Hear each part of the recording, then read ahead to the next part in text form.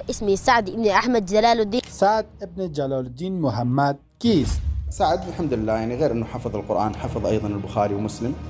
سعد واقعا یک نابغه است. المعين على فهم تطبيقات المحدثين، تسهيل معرفة الأسانيد، الآج الرومية، ملحة الإعراب، عنوان الحكم، 40 النووية، جزرية. این نابغه در اصل از کدام کشور است؟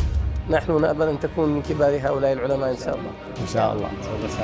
سعد چه توانایی هایی دارد که دیگران ندارند؟ يعني تؤسس جامعة أنت ترأسها اسمها جامعة التجديد، وأنا إن شاء الله سوف آتي وأجرب وأحاضر فيها.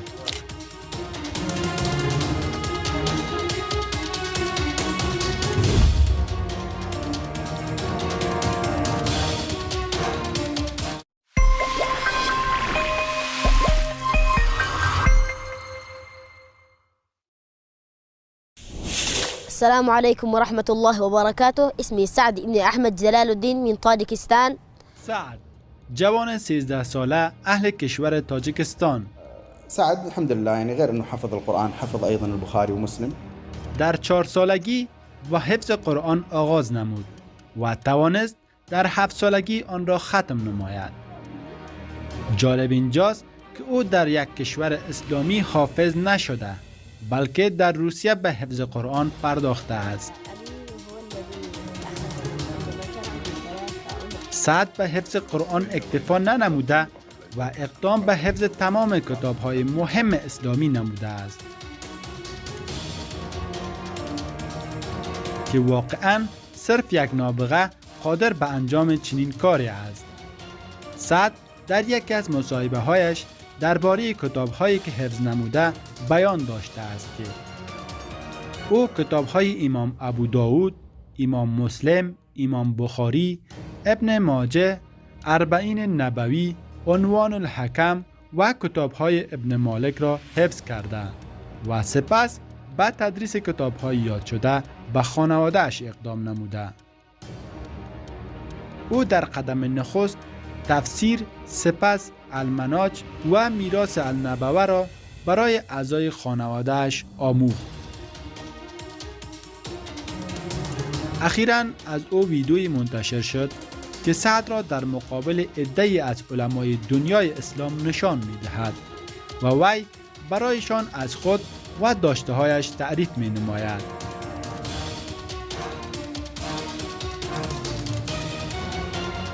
علمای یاد شده از دانش و نبوغ سعد حیرت زده شدند.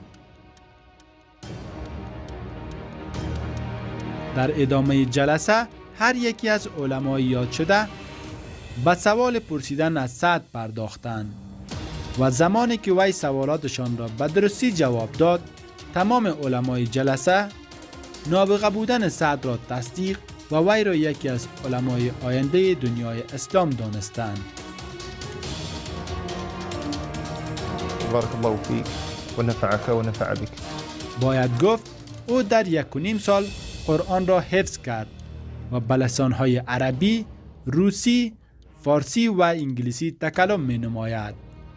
به قول خود سعد، او عربی و ترکی را در ترکیه، روسی و انگلیسی را در روسیه آموخته است و لسان فارسی هم نیز لسان مادری وی است.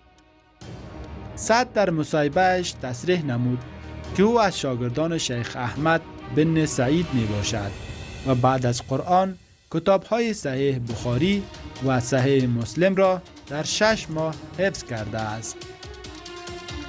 سعد اضافه کرد که بعداً با راهنمایی شیخ احمد حفظ کتاب زواج السنن شیخ یحیی را آغاز کرده که کتاب یاد شده شامل کتاب‌های ابو داود، ترمذی، نسائی، ابن ماجه و ابن دارامی می باشد.